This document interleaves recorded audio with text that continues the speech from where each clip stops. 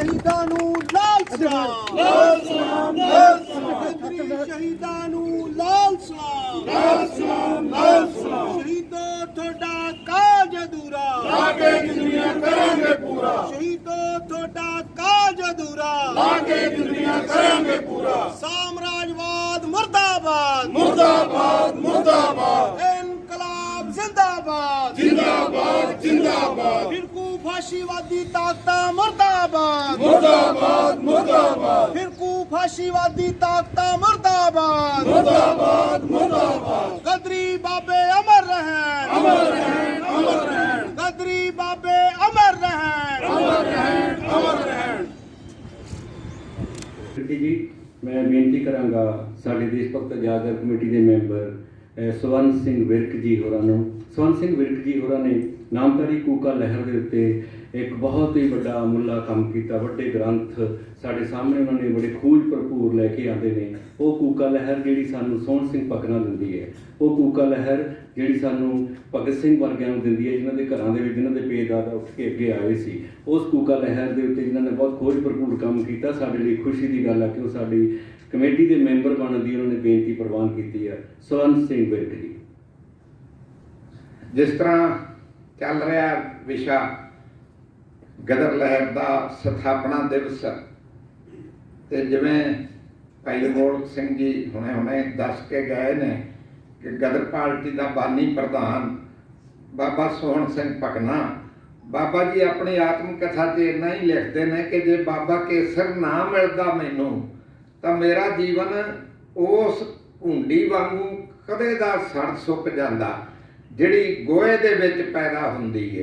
ते जिवें जिवें वो गोहा सुकदा है नाल नाल ही वो भूंडी भी सुक जांदी है। इकलौता पुत्र सी, 65 किले पोए सी, ते वो सारे ऐब सन जिहड़े इस तरह के परिवारां दे विच फिर वड्डे मालकी वालियां ते आ जांदे ने। माता ने बड़ा यतन करना, ਉਹਨੂੰ ਆਸ ਦੀ ਕਿਰਨ ਬਾਬਾ ਕੇਸਰ ਹੀ ਜਾਪਦਾ ਸੀ। ਬਾਬਾ ਜੀ ਬਾਰੇ ਉਹ ਲਿਖਦੇ ਨੇ ਕਿ ਜਮਹੂਰੀ ਸਨ, ਧਰਮ ਨਿਰਪੱਖ ਸਨ, ਤੇ ਉਸ ਸਮੇਂ ਦੇ ਵਿੱਚ ਅੰਗਰੇਜ਼ ਸਰਕਾਰ ਵਿਰੁੱਧ ਜਿਹੜੀ ਕੂਕਿਆਂ ਨੇ ਲੜਾਈ ਲੜੀ ਸੀ ਉਹਦੇ 'ਚ ਸ਼ਾਮਲ ਸਨ। ਉਹਨਾਂ ਨੇ ਕਹਿਣਾ ਵੀ ਕਿਵੇਂ ਕਿਤੇ ਬਾਬੇ ਦੇ ਨਾਲ ਇਹਦਾ ਰਾਬਤਾ ਹੋ ਜੇ, ਤੇ ਉਹ ਕੰਨੀ ਕਤਰਾ ਕੇ ਲੰਘ ਜਾਂਦੇ ਸੀ। ਇੱਕ ਦਿਨ ਦੀਵਾਨ ਲੱਗਾ ਸੀ ਤੇ ਸ਼ਬਦ ਰਾਗੀ ਪੜ੍ਹ ਰਹੇ ਸਨ। बाबे केसर दे नाल आए सी, फरीदा जे तू अकल लतीफ काले लेख ना लेख अपनड़ा गिरीवान में सिर नीवा कर देख। उस छपोना बोलां दा खिंचिया बाबा सोहण सिंह ओदे पैर आप मुहारे चले गए।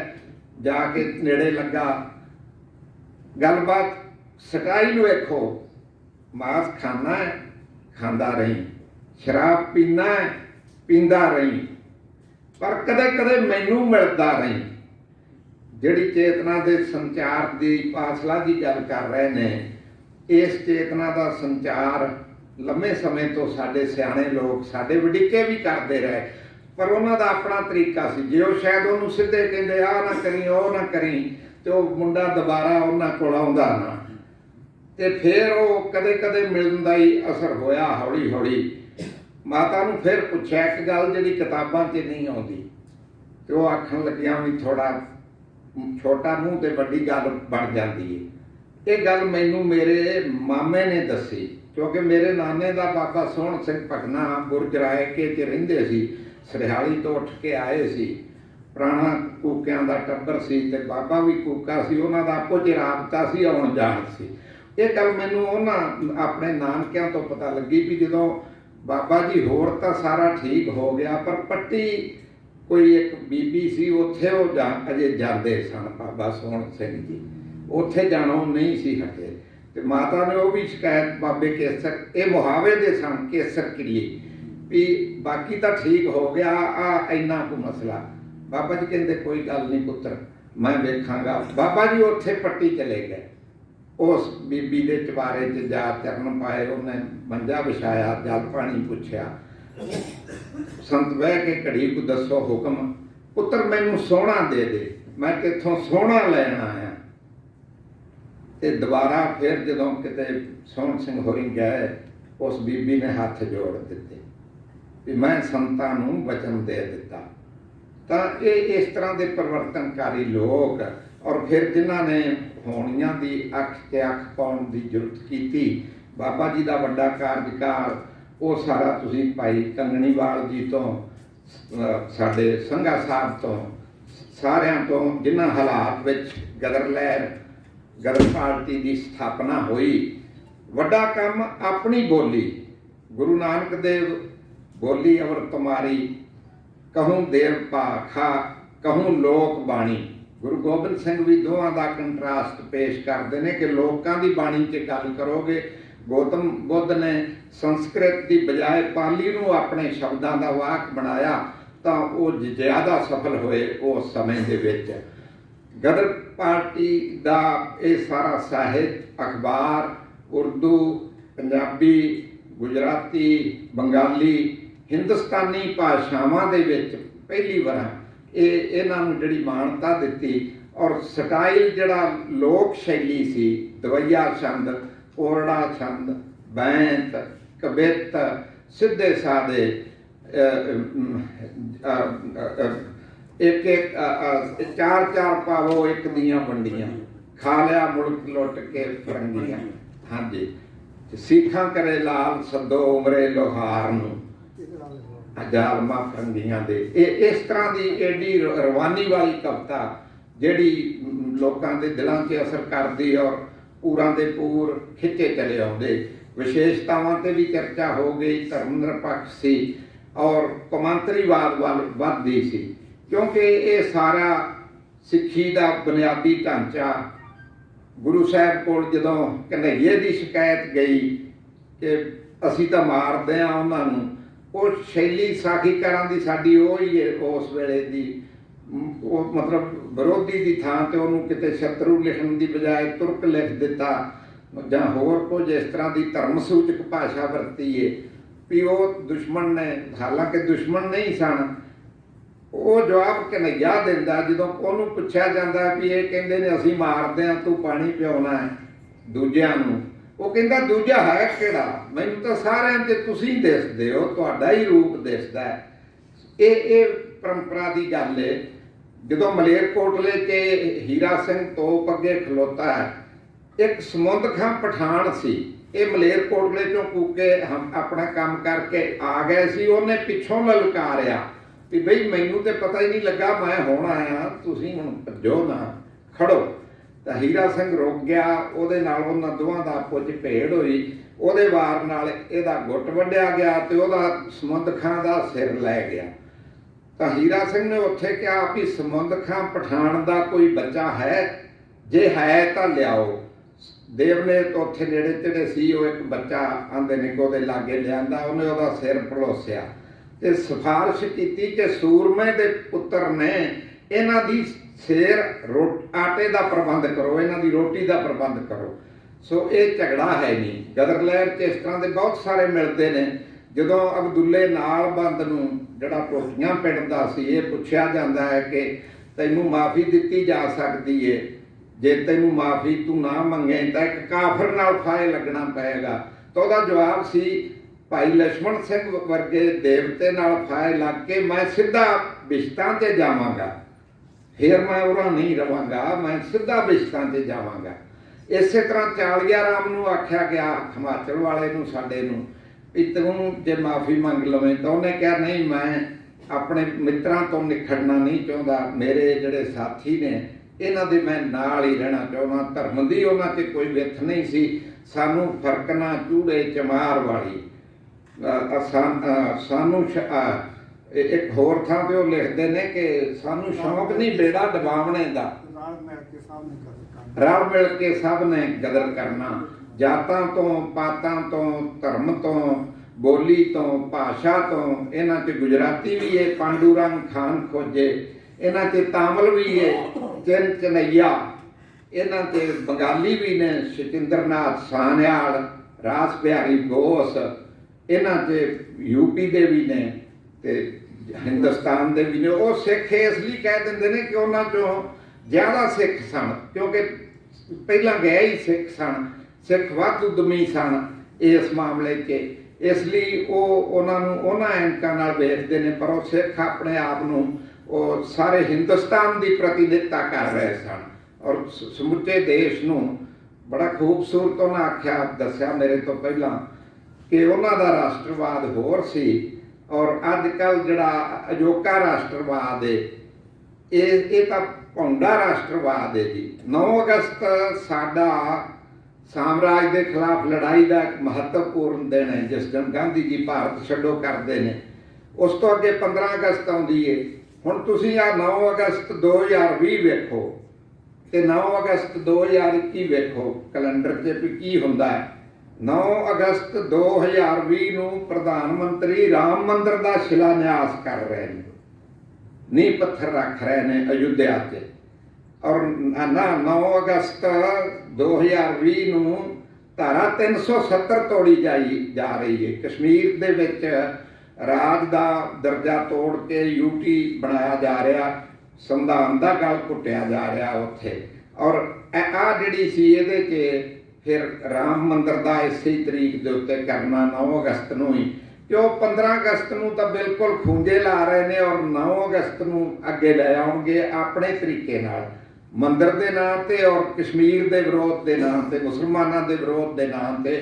ਕਿਉਂਕਿ ਜਦੋਂ ਅਸੀਂ ਆਜ਼ਾਦੀ ਦੀ ਲੜਾਈ ਲੜ ਰਹੇ ਸਾਂ ਤਾਂ RSS ਉਦੋਂ ਕਹਿ ਰਹੀ ਸੀ ਕਿ ਅੰਗਰੇਜ਼ ਨੂੰ ਕੱਢਣ ਦੀ ਲੋੜ ਨਹੀਂ, ਇਹਨੂੰ ਕੱਢ ਦਿੱਤਾ ਤਾਂ ਮੁਸਲਮਾਨ ਆ ਜਾਣਗੇ, ਅੰਗਰੇਜ਼ਾਂ ਨੇ ਤਾਂ ਮੁਸਲਮਾਨਾਂ ਤੋਂ ਰਾਜ ਲਿਆ, ਇਸ ਲਈ ਤੁਸੀਂ ਅੰਗਰੇਜ਼ਾਂ ਨੂੰ ਨਹੀਂ ਕੱਢਣਾ ਔਰ ਮੁਸਲਮਾਨਾਂ ਨੂੰ ਅੰਗਰੇਜ਼ਾਂ ਨੂੰ ਜੇ ਕੱਢਾਂਗੇ ਮੁਸਲਮਾਨ ਆਉਣਗੇ। ਤਾਂ ਅੱਜ ਵੀ ਉਹ ਆਪਣੀ ਸਾਮਰਾਜ ਭਗਤੀ ਦਾ ਸਬੂਤ ਦੇ ਰਹੇ ਨੇ।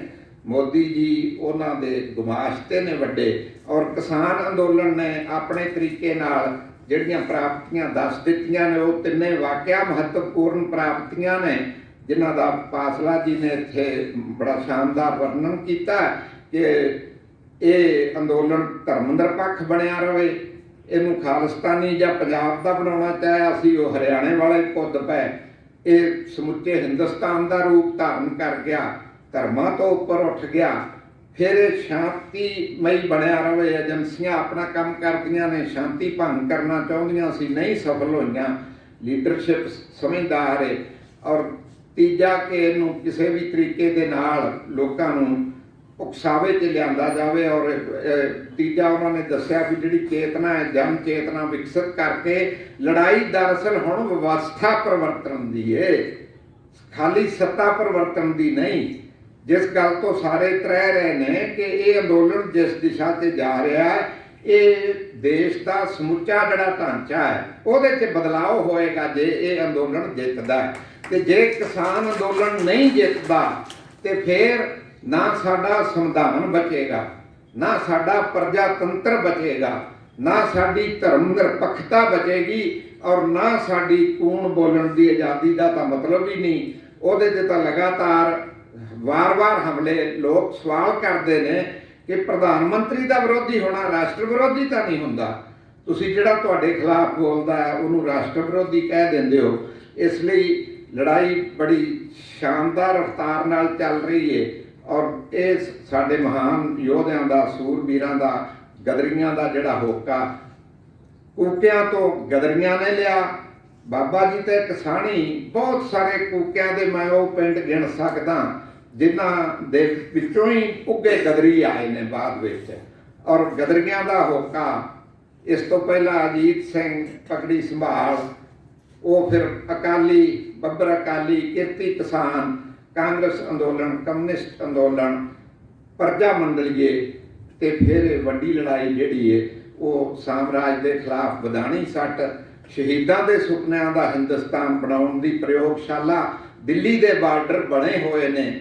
ਉਹਨਾਂ ਦੀ ਸਫਲਤਾ ਲਈ ਆਪਾਂ ਜਿਹੜੇ ਜਿੱਥੇ ਜਿੱਥੇ ਜਿਸ ਰੂਪ ਵਿੱਚ ਵੀ ਹਿੱਸਾ ਪਾਈਏ, ਇਹ ਹੀ ਅੱਜ ਗਦਰ ਲਹਿਰ ਦੇ ਉਹਨਾਂ ਮਹਾਨ ਸੂਰਮਿਆਂ ਨੂੰ ਯਾਦ ਕਰਨ ਦਾ, ਇਸ ਮਹਾਨ ਇਤਿਹਾਸਕ ਦਿਨ ਦੇ ਵਿੱਚ ਆਪਣਾ ਸਾਰਿਆਂ ਦੇ ਸ਼ਾਮਲ ਹੋਣ ਦਾ ਇਹ ਵੱਡਾ ਮਕਸਦ ਹੈ। ਸੰਤ ਹਰਪਾਲ ਸਿੰਘ ਸਾਡੇ ਸਤਿਯੁਗ ਨਾਮਧਾਰੀ ਪਰਚੇ ਦੇ ਸੰਪਾਦਕ ਆਏ ਨੇ, ਸਾਡੇ ਵਿੱਚ ਨੇ। ਸਤਿਯੁਗ ਨੇ ਪਿਛਲੇ ਸਾਲ ਇੱਕ ਕਿਸਾਨ ਅੰਕ ਵੀ ਕੱਢਿਆ ਸਾਲਮ ਜਿਹਦੇ 'ਚ ਬਹੁਤ ਸਾਰੀਆਂ ਪਾਤਰ ਜੀ ਤੇ ਹੋਰ ਸ਼ਹਿਰਾਂ ਦੀਆਂ ਰਚਨਾਵਾਂ ਸਨ, ਕਿਸਾਨਾਂ ਦੇ ਬਾਰੇ ਲੇਖ ਸਨ। ਇੱਕ ਸਤਿਯੁਗ ਦਾ ਪਰਚਾ ਉਹ ਅਸੀਂ ਦੇਸ਼ ਭਗਤੀ ਯਾਦਗਾਰ ਹਾਲ ਨੂੰ ਵਿਸ਼ੇਸ਼ ਅੰਗ ਕੇ ਉਹਦੀਆਂ 1-2 ਕਾਪੀਆਂ ਇਹ ਬਾਅਦ 'ਚ ਇੱਥੇ ਭੇਟ ਕਰ ਦੇਣਗੇ ਲਾਇਬ੍ਰੇਰੀ ਲਈ। ਉਹਦੇ 'ਚ ਜਿਹੜੇ 1947 ਤੋਂ ਪਹਿਲਾਂ ਦੇ ਕਿਸਾਨ ਅੰਦੋਲਨ ਸੀ, ਯੋਗਰਾਜ ਜੀ ਦੇ ਬੱਚੇ ਦਾ ਜ਼ਿਕਰ ਹੈ ਜੀ, ਉਹ ਤੇ ਜੀ ਕੰਗਣੀਵਾਲ ਜੀ ਸਤਿਯੁਗ ਦੀਆਂ ਉਹਨਾਂ ਫਾਈਲਾਂ 'ਚ ਕਿ ਸਾਡਾ ਬੱਚਾ ਉਹ 1939 ਵਾਲਾ ਕਿਸਾਨ ਅੰਦੋਲਨ ਜਿਹੜਾ ਲਾਹੌਰ ਤੋਂ ਸ਼ੁਰੂ ਹੋਇਆ ਕਿ ਉਹਦੀ ਭੇਟ ਚੜ ਗਿਆ। ਸੁਭਾਸ਼ ਜੀ ਦਾ ਜਾਣਾ ਉਸ ਬੱਚੇ ਨਾਲ ਉੱਥੇ ਹਿਰਖ ਕਰਨ ਵਾਸਤੇ, ਤੇ ਉਹ ਬਹੁਤ ਸਾਰੀਆਂ ਘਟਨਾਵਾਂ ਉਹ ਸਾਰੇ ਨਾ ਸਕੈਨ ਕਰਕੇ ਇਹਨਾਂ ਨੇ ਸਤਿਯੁਗ ਦੇ, ਕਿਉਂਕਿ ਸਤਿਯੁਗ ਨੂੰ 100 ਸਾਲ ਹੋ ਗਏ, 1920 'ਚ ਸ਼ੁਰੂ ਹੋਇਆ ਸੀ ਜਲਿਆਂਵਾਲੇ ਬਾਗ ਤੋਂ ਅਗਲੇ ਸਾਲ। ਔਰ ਇਹ ਉਸ ਵੇਲੇ ਦੇ ਕੌਮੀ ਅੰਦੋਲਨ ਦਾ ਇੱਕ ਬੁਲਾਰਾ ਸੀ ਉਹ ਪਰਚਾ, ਉਹ ਵੀ ਸਾਡੇ ਵਿੱਚ ਨੇ। ਸਵਰਨ ਸਿੰਘ ਸੰਘਈ ਹੋਰਾਂ ਦਾ ਬੜਾ ਵੱਡਾ ਖੋਜ ਭਰਪੂਰ ਲੇਖ ਉਸੇ ਅੰਕ 'ਚ ਲੰਮਾ ਚੌੜਾ, ਇਹਨਾਂ ਵੀ ਉਹ ਸਾਰੇ ਲੇਖੇ ਜੋਖੇ ਕੀਤੇ ਨੇ। ਤੁਹਾਡੇ ਗੁਆਂਢੀ ਨੇ ਇੱਥੇ ਸ਼ਾਹਪੁਰ ਵਿੱਚ ਰਹਿੰਦੇ ਨੇ, ਪੁਰਾਣੇ ਸੱਜਣ ਨੇ ਸਾਡੇ, ਵਿਦਵਾਨ ਮਿੱਤਰ ਨੇ, ਹੋਰ ਸਾਰੇ ਜਿੰਨੇ ਵੀ ਤੁਸੀਂ ਇੱਥੇ ਸ਼ਾਮਲ ਹੋ, ਤੁਹਾਡਾ ਸਾਰਿਆਂ ਦਾ ਹਾਰਦਿਕ ਸਵਾਗਤ। ਤੁਸੀਂ ਮੈਨੂੰ ਸਮਾਂ ਦਿੱਤਾ, ਮੈਂ ਤੁਹਾਡਾ ਬਹੁਤ ਸ਼ੁਕਰਗੁਜ਼ਾਰ ਹਾਂ। ਮਿਹਰਬਾਨੀ। ਮੁਖਾਤਬ ਹੋਣਗੇ ਭੈਣ ਸੁਰਿੰਦਰ ਕੁਮਾਰੀ ਕੋਟ।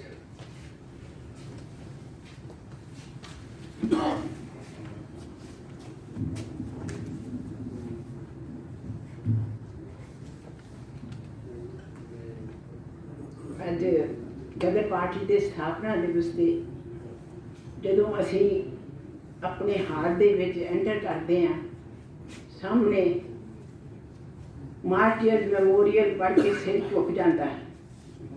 ਇੱਥੇ ਇਕੱਲਾ ਮੀਨਾਰ ਹੀ ਨਹੀਂ ਹੈ, ਇਹ ਕੁਰਬਾਨੀਆਂ ਦੀ ਇੱਕ ਇੱਕ ਸ਼ਾਦੀ ਦਿੰਦੀ ਹੈ ਕਿ ਕਿੰਨਿਆਂ ਨੇ ਆਪਣੀਆਂ ਗੋਲੀਆਂ ਨਾਲ ਉਡਾਏ ਗਏ, ਕਿੰਨੇ ਉਹਨਾਂ ਦੀ ਗਿਣਤੀ ਨਹੀਂ ਕੀਤੀ ਜਾ ਸਕਦੀ।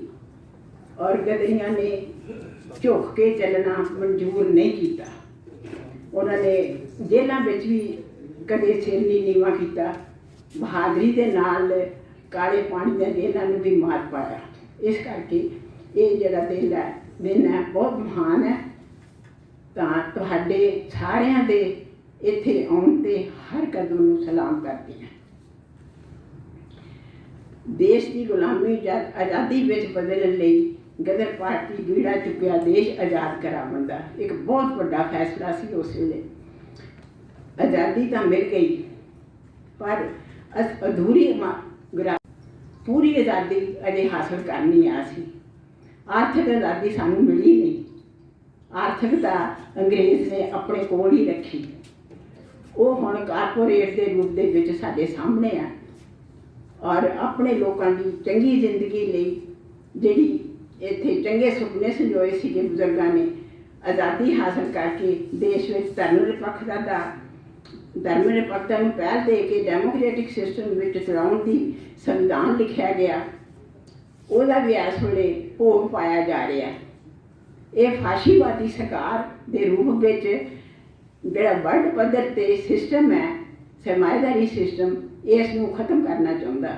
ਉਹਦੀਆਂ ਸਾਰੀਆਂ ਚਾਲਾਂ ਦੇ ਮਾਰ ਪਾਉਣ ਲਈ ਕਿਸਾਨ ਕਦੇ ਝੁਕੇ ਨਹੀਂ। ਗਦਰ ਪਾਰਟੀ ਦੇ ਸੂਰਮਿਆਂ ਨੇ ਵੀ ਜਦ ਇੱਥੇ ਅੰਗਰੇਜ਼ਾਂ ਨੇ ਟੈਕਸ ਲਾ ਕੇ ਇੰਨਾ ਜ਼ਿਆਦਾ ਟੈਕਸ ਲਾਤਾ ਕਿ ਉਹਦੇ ਨਾਲ ਬਾਬਾ ਜੀ ਕਰਮ ਸਿੰਘ ਚੀਮਾ ਜੀ ਦੱਸਦੇ ਕਿ ਸਾਰੀਆਂ ਹੀ ਆਪਣੀਆਂ ਫਸਲਾਂ, ਆਪਣੇ ਦੁੱਧ, ਦਹੀਂ, ਮੱਝਾਂ ਸਾਰਾ ਕੁਝ ਵੇਚ-ਵੂਚ ਕੇ ਅਸੀਂ ਆਪਣਾ ਟੈਕਸ ਨਹੀਂ ਸੀ ਅਦਾ ਕਰ ਸਕਦੇ। ਫਿਰ ਵੀ ਉਹਨਾਂ ਨੇ ਖੁਦਕਸ਼ੀਆਂ ਦਾ ਰਾਹ ਨਹੀਂ ਚੁਣਿਆ। ਉਹਨਾਂ ਨੇ ਬਹਾਦਰੀ ਨਾਲ ਬਾਹਰ ਜਾ ਕੇ ਜਿਹੜਾ ਫੌਜੀਆਂ ਕੋਲੋਂ ਜ਼ਿੰਦਗੀ ਵਿੱਚ ਸੁਣਿਆ ਸੀਗਾ ਕਿ ਉੱਥੇ ਬਾਹਰ ਬਹੁਤ ਵਧੀਆ ਸਿਸਟਮ ਹੈ, ਉੱਥੇ ਆਜ਼ਾਦੀ ਹੈ, ਉੱਥੇ ਕੰਮਕਾਜ ਵੀ ਮਿਲਦਾ, ਇੰਡਸਟਰੀਅਲ ਡਿਵੈਲਪਮੈਂਟ ਹੋ ਚੁੱਕੀ ਹੈ। ਇਸ ਕਰਕੇ ਅਸੀਂ ਉੱਥੇ ਜਾ ਕੇ ਤਾਂ ਆਪਣਾ ਕੰਮਕਾਜ ਕਰ ਸਕਾਂਗੇ। ਉੱਧਰ ਨੂੰ ਤੁਰ ਪਏ। ਕਿੱਦਾਂ ਪੈਦਲ ਪਹੁੰਚੇ, ਕਿਸ ਤਰ੍ਹਾਂ ਕੀ ਸਹੂਲਤ ਉਸ ਵੇਲੇ ਹੋਵੇਗੀ, ਇਹ ਬਹੁਤ ਕਹਾਣੀਆਂ ਗਦਰ ਲਹਿਰ ਦੇ ਪਰਚਿਆਂ ਦੇ ਵਿੱਚ ਬੰਦ ਹੈ। ਉਹ ਚਰਨਜੀਤ ਲਾਲ ਜੀ ਸਾਰਾ ਕੁਝ ਖਜ਼ਾਨੇ 'ਤੇ ਦੱਸ ਸਕਦੇ ਆ ਤੁਹਾਨੂੰ। ਉਹਦੇ ਵਿੱਚ ਜਿਹੜੀਆਂ ਸਿਹਤ ਸਹੂਲਤਾਂ ਸਾਨੂੰ ਸੰਵਿਧਾਨ ਦੇ ਲਿਖਣ ਵਾਲਿਆਂ ਨੇ ਦਿੱਤੀਆਂ, ਸਿਹਤ ਸਹੂਲਤਾਂ ਦਿੱਤੀਆਂ, ਵਿੱਦਿਆ ਦਿੱਤੀ, ਉਹ ਇਹ ਸਿਸਟਮ ਸਾਰਾ ਕੁਝ ਹੁਣ ਗੰਗਾ ਜਮਨੀ ਤਹਿਜ਼ੀਬ ਸਾਡੀ ਖਤਮ ਕਰਕੇ ਜਿਹੜਾ ਕਿ ਇੱਥੇ ਹਮਲਾਵਰ ਵੀ ਆਉਂਦੇ ਰਹੇ ਆ ਸ਼ੁਰੂ ਤੋਂ। ਜਦੋਂ ਆਰੀਏ ਵੀ ਆਇਆ ਇਹਨਾਂ ਨੂੰ ਇੱਥੇ ਸਮਾਇਆ ਗਿਆ। ਜੀਓ ਔਰ ਜੀਣ ਦਿਓ, ਇਹ ਜਿਹੜੀ ਗੰਗਾ ਜਮਨੀ ਤਹਿਜ਼ੀਬ ਸੀਗੀ ਇਸ ਨੂੰ ਇਹ ਖਤਮ ਕਰਨ ਦੇ ਲਈ ਉਪਰਾਲੇ ਕਰ ਰਹੇ ਆ। ਪਰ ਥੋੜ੍ਹੇ ਜਿਹੇ ਵਿਕਾਸ ਤੋਂ ਬਾਅਦ ਨਿਗਾਰ ਸ਼ੁਰੂ ਹੋ ਗਿਆ। ਸਰਮਾਏਦਾਰੀ ਸਿਸਟਮ ਜਿਹੜਾ ਉਹ ਹੌਲੀ ਹੌਲੀ ਦੇਸ਼ ਦੇ ਵਿੱਚ ਲੁੱਟ ਦਾ ਰਾਜ ਲਿਆਉਣਾ ਚਾਹੁੰਦਾ। ਕੁਦਰਤੀ ਸਰੋਤਾਂ ਤੇ ਇਹਨਾਂ ਨੇ ਕਬਜ਼ੇ ਕਰਨੇ ਸ਼ੁਰੂ ਕਰ ਦਿੱਤੇ ਔਰ ਬਾਹਰਲੀਆਂ ਕੰਪਨੀਆਂ ਨੂੰ ਇਹਨਾਂ ਨੇ ਕੌਡੀਆਂ ਦੇ ਭਾਅ 'ਤੇ ਉਹ ਵੇਚਿਆ। ਜਿੱਥੇ ਆਦੀਵਾਸੀ ਜਿੰਨਾ ਆਪ ਅਰਵਲੀ ਪਰਬਤ ਹੈ ਸਾਰਾ ਇਹਨਾਂ ਨੇ ਉੱਥੇ ਸੋਨੇ ਦੀਆਂ ਕਾਨਾਂ, ਉੱਥੇ ਜਿਹੜਾ ਇਹ ਲੋਹਾ ਕੋਲਾ ਮੈਗਨਾਈਟ ਸਾਰਾ ਕੁਝ ਜੋ ਵੀ ਵਧੀਆ ਧਾਤੂ ਹੈਗੇ ਆ ਸਾਡਾ ਸੋਨੇ ਦੀ ਚਿੜੀਆ ਸੀ ਹਿੰਦੁਸਤਾਨ। ਜਦੋਂ ਕਹਿੰਦੇ ਇਹ ਜਿਹੜਾ ਸੱਚੇ ਸੋਨੇ ਦੀ ਚਿੜੀਆ ਹੋਵੇਗਾ ਜਿਸ ਵੇਲੇ ਕਿ ਕਿਸੇ ਤੋਂ ਮੰਗ ਕੇ ਨਹੀਂ ਖਾਂਦੇ ਸੀਗੇ, ਤਾਂ ਉਸ ਵੇਲੇ ਦੀ ਸਾਰੀ ਇਹ ਵਿਵਸਥਾ ਜਿਹੜੀ ਇਹ ਖਤਮ ਕਰਨਾ ਚਾਹੁੰਦੇ ਆ। ਇਹਨਾਂ ਨੇ ਉਹ ਕਾਰੋਬਾਰ ਜਿਹੜੇ ਖਤਮ ਕਰ ਦਿੱਤੇ। ਉਹਨਾਂ ਨੇ ਉੱਥੇ ਮਾਓਵਾਦੀ ਜਦੋਂ ਉਹ ਜੇ ਲੜਦੇ ਆ ਆਪਣੇ ਹੱਕਾਂ ਦੇ ਲਈ, ਉਹਨਾਂ ਨੂੰ ਇਹਨਾਂ ਨੇ ਕਈ ਤਰ੍ਹਾਂ ਦੇ ਰੂਪਾਂ ਦੇ ਵਿੱਚ ਬਦਨਾਮ ਕਰਨ ਦੀ ਕੋਸ਼ਿਸ਼ ਕੀਤੀ, ਜਿਹੜੀ ਕਿ ਹੁਣ ਉੱਥੇ ਬਾਰਡਰ 'ਤੇ ਵੀ ਉਹਨਾਂ ਨੂੰ ਬਦਨਾਮ ਕਰਨ ਦੀ ਕੋਸ਼ਿਸ਼ ਕੀਤੀ ਹੈ ਕਿ ਮਾਓਵਾਦੀ ਆ, ਇਹ ਖਾਲਿਸਤਾਨੀ ਆ, ਇਹ ਕਿੱਦਾਂ ਦੇ ਆ। ਇਹ ਸਾਰਾ ਕੁਛ ਹੈ। ਪਰ ਮਿਹਨਤਕਸ਼ ਜਨਤਾ ਜਿਹੜੀ ਹੈ ਉਹ ਬਹੁਤ ਸੁਚੇਤ ਹੋਣੀ ਚਾਹੀਦੀ ਹੈ, ਜਿਹੜੀ ਕਿ ਸੁਚੇਤ ਕਿਸਾਨ ਤਾਂ ਸੁਚੇਤ ਹੋ ਕੇ ਉੱਥੇ ਪਹੁੰਚ ਗਿਆ ਬਾਰਡਰਾਂ 'ਤੇ। ਉਹਨਾਂ ਨੇ ਦੇਖ ਲਿਆ, ਇੱਥੇ ਔਰਤਾਂ ਨੇ ਵੀ ਦੇਖ ਲਿਆ ਕਿ ਹੁਣ ਸਾਡੀ ਜ਼ਮੀਨ 'ਤੇ ਕਬਜ਼ਾ ਕਰਨ ਦੀਆਂ ਇਹਨਾਂ ਦੀਆਂ ਚਾਲਾਂ।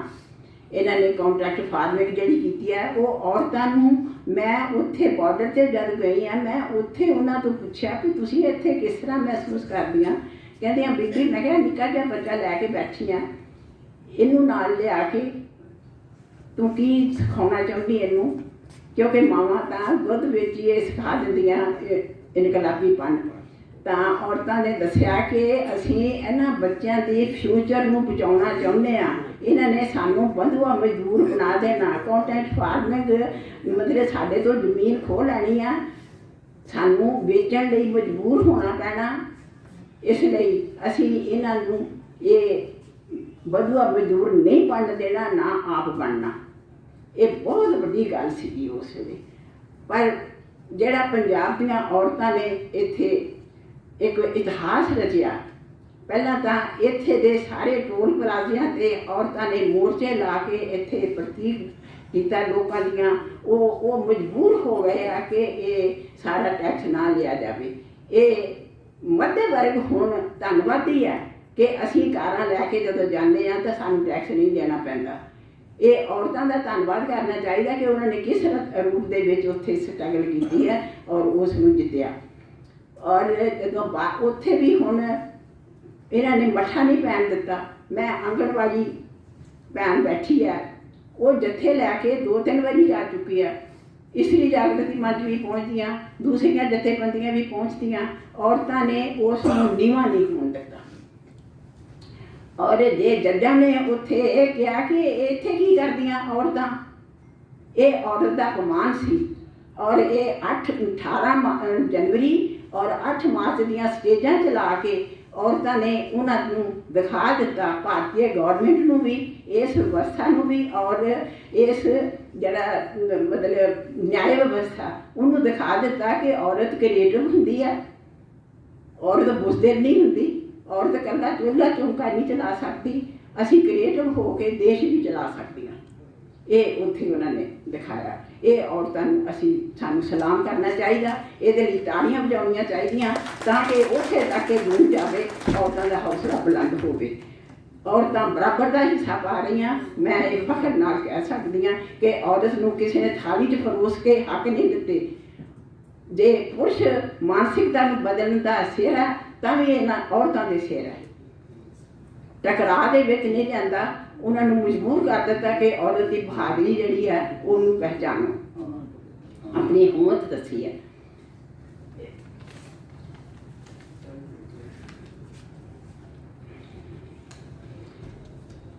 ਹੁਣ ਮੈਂ ਅਗਲਾ ਪੁਆਇੰਟ ਲੈਣਾ ਚਾਹੁੰਦੀ ਹਾਂ ਕਿ ਜਿਹੜਾ ਇਹਨੇ ਮੋਦੀ ਜੀ ਨੇ ਜਾਂ ਇਸ ਵਿਵਸਥਾ ਨੇ ਜੋ ਮਤਲਬ ਚਾਲ ਚੱਲ ਕੇ ਕਰੋਨਾ ਦਾ ਕਹਿਰ ਜਿਹੜਾ ਕੁਦਰਤੀ ਕਹਿਰ ਮੰਨਿਆ ਜਾ ਸਕਦਾ, ਹਵਾ ਦੇ ਵਿੱਚ ਕਦੇ ਕੋਈ ਕੀਟਾਣੂ ਵੱਧ ਆ ਜਾਂਦੇ, ਕਦੇ ਕੋਈ ਕੀਟਾਣੂ ਆ ਜਾਂਦੇ ਆ। ਉਹ ਆਦਮੀ ਦੀ ਜਦੋਂ ਖੁਰਾਕ ਪੂਰੀ ਨਾ ਹੋਵੇ, ਅੰਦਰ ਕਮਜ਼ੋਰੀਆਂ ਹੋਣ, ਉਹ ਉਹਦੇ 'ਤੇ ਅਸਰ ਕਰਦਾ। ਇਸ ਨੂੰ ਮੈਂ ਇਨਕਾਰੀ ਨਹੀਂ ਹਾਂ, ਪਰ ਮੋਦੀ ਨੇ ਜਾਂ ਇਸ ਵਿਵਸਥਾ ਨੇ ਇਸ ਨੂੰ ਸਾਰੇ ਸੰਸਾਰ ਦੇ ਵਿੱਚ ਇਸ ਨੂੰ ਵਰਤਣ ਦੀ ਕੋਸ਼ਿਸ਼ ਕੀਤੀ ਹੈ। ਉਹ ਇਸ ਸਿਸਟਮ ਨੂੰ ਅੱਗੇ ਵਧਾਉਣ ਦੇ ਲਈ ਇਹਨਾਂ ਨੇ ਜੋ ਕਾਲੇ ਕਾਨੂੰਨ ਲਾਗੂ ਕਰ ਦਿੱਤੇ ਜਾਂ ਮਜ਼ਦੂਰਾਂ ਦੇ ਹੱਕ ਖੋਹਣ ਲਈ ਇਹਨਾਂ ਨੇ 8 ਘੰਟੇ ਦੀ ਜਗ੍ਹਾ 12 ਘੰਟੇ ਕਰ ਦਿੱਤਾ।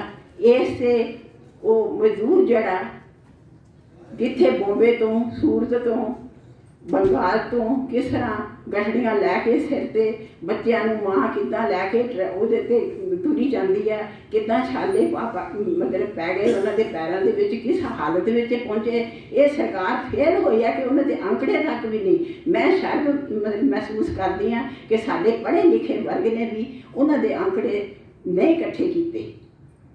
ਪਤਾ ਹੋਣਾ ਚਾਹੀਦਾ ਸੀ ਕਿੰਨੇ ਬੱਚੇ ਸਾਡੇ ਪਹੁੰਚੇ, ਕਿੰਨੇ ਮਜ਼ਦੂਰ ਸਾਡੇ ਬੇਕਾਰ ਉੱਥੇ ਇਸ ਵੇਲੇ ਰੁੜ ਰਹੇ ਆ, ਕਿੰਨਿਆਂ ਨੂੰ ਰੋਜ਼ੀ ਰੋਟੀ ਨਹੀਂ ਮਿਲ ਰਹੀ। ਇਹ ਸਾਡੇ ਅੰਕੜੇ ਸਾਡੇ ਕੋਲ ਹੋਣੇ ਚਾਹੀਦੇ ਆ। ਇਹ ਸਾਡਾ ਫਰਜ਼ ਹੈ ਕਿ ਇੱਧਰ ਨੂੰ ਤੁਰਿਆ ਜਾਵੇ।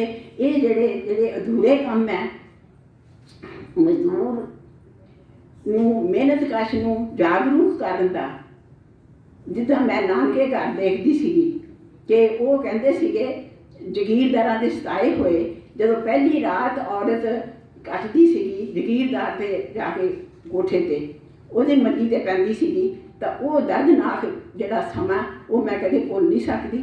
ਉਸ ਪ੍ਰਤਾੜਿਤ ਔਰਤ ਨੂੰ ਫਿਰ ਕਿੱਦਾਂ ਦੇ ਬੱਚੇ ਉਹ ਜਨਮ ਸਕਦੀ ਹੈ, ਕਿੱਦਾਂ ਦੀ ਖੁਰਾਕ ਉਹਨੂੰ ਮਿਲਦੀ ਹੈ। ਜ਼ਗੀਰਦਾਰ 10 ਹਿੱਸੇ ਚੁੱਕ ਕੇ ਲੈ ਜਾਂਦਾ ਤਾਂ ਉਹਨੂੰ ਕੀ ਮਿਲਦਾ? ਘਰ ਦੇ ਵਿੱਚ ਖਾਣ ਪੀਣ ਦੀ ਕਮੀ। ਮੈਂ ਨਾਨਕੇ ਘਰ ਇਹ ਝੱਲਿਆ ਹੋਇਆ ਕਿ ਆ ਕੇ ਉਹਦੇ ਗੁਮਾਸ਼ 'ਤੇ ਆਉਂਦੇ ਸੀ ਜ਼ਗੀਰਦਾਰ ਦੇ, ਤਾਂ ਕਿੱਦਾਂ ਕਹਿਰ ਮਚਾਉਂਦੇ ਸੀਗੇ, ਤਾਂ ਕਿੱਦਾਂ ਸਾਡਾ ਦੁੱਧ, ਦਹੀਂ, ਮੁਰਗੀਆਂ, ਉਸ ਵੇਲੇ ਮੈਂ ਕਿੱਦਾਂ ਲੜੀ ਹਾਂ ਨਿੱਕੀ ਜਿਹੀ। ਤਾਂ ਉਸ ਵੇਲੇ ਇਹ ਜਿਹੜਾ ਰੂਪ ਹੈ ਉਹ ਅੱਜ ਵੀ ਉਹ ਮੌਜੂਦ ਹੈ। ਆਉਣ ਵਾਲਾ ਸਮਾਂ ਬਹੁਤ ਜ਼ਿਆਦਾ ਨਾਜ਼ੁਕ ਆ ਰਿਹਾ। ਇਹ ਮਿਹਨਤਕਸ਼ ਜਨਤਾ ਨੂੰ, ਜਿਹਨੂੰ ਕਿ ਜਿਹੜਾ ਸਾਡਾ ਹਰਾਵਲ ਦੱਸਦਾ, ਉਹਨੂੰ ਜਾਗਰੂਕ ਕਰਨ ਦਾ ਇਹ ਅਸੀਂ ਕੰਮ ਨਹੀਂ ਨਿਭਾਇਆ। ਅਸੀਂ ਇਹਦੇ ਬਹੁਤ ਪਿੱਛੇ ਹਾਂ। ਉਹਨਾਂ ਦੀ ਬਾਂਹ ਨਹੀਂ ਫੜੀ, ਸਰਕਾਰ ਨੇ ਤਾਂ ਕੀ ਫੜਨੀ ਸੀਗੀ।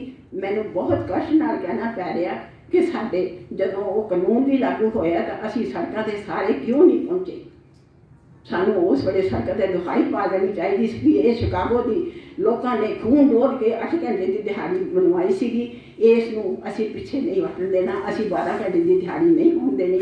ਇਹ ਉਹਨਾਂ ਮਜ਼ਦੂਰਾਂ ਨੂੰ ਅਸੀਂ ਵੀ ਜਾਗਰੂਕ ਨਹੀਂ ਕਰ ਸਕੇ। ਉਹ ਹੁਣ ਜਿਹੜਾ ਜਾਗਰੂਕ ਕਰਨ ਦਾ, ਮੈਂ ਜਿੱਥੇ ਤੱਕ ਜੋ ਵੀ ਸੋਚ ਕੇ ਮਤਲਬ ਜਿੱਥੇ ਪਹੁੰਚੀ ਹਾਂ, ਉਹ ਇਹ ਹੈ ਕਿ ਸਾਰੀਆਂ ਕਮਿਊਨਿਸਟ ਪਾਰਟੀਆਂ ਦੀ ਜ਼ਿੰਮੇਵਾਰੀ ਬਣਦੀ ਹੈ, ਮਾਰਕਸਵਾਦੀ ਕਮਿਊਨਿਸਟ ਪਾਰਟੀਆਂ ਦੀ। ਇਹ ਮਿਹਨਤਕਸ਼ ਜਨਤਾ ਨੂੰ ਜਿਹੜਾ ਸਾਡਾ ਹਰਾਵਲ ਦੱਸਦਾ, ਕਿਸਾਨ ਨੇ ਤਾਂ ਆਪਣਾ ਰੋਲ ਅਦਾ ਕਰ ਦਿੱਤਾ, ਆਪਣੀਆਂ ਬਹਾਦਰੀਆਂ ਦਾ ਮਤਲਬ ਦਿਖਾਤੀਆਂ, ਉਹ ਇੱਕ ਵੱਖਰਾ ਮਸਲਾ।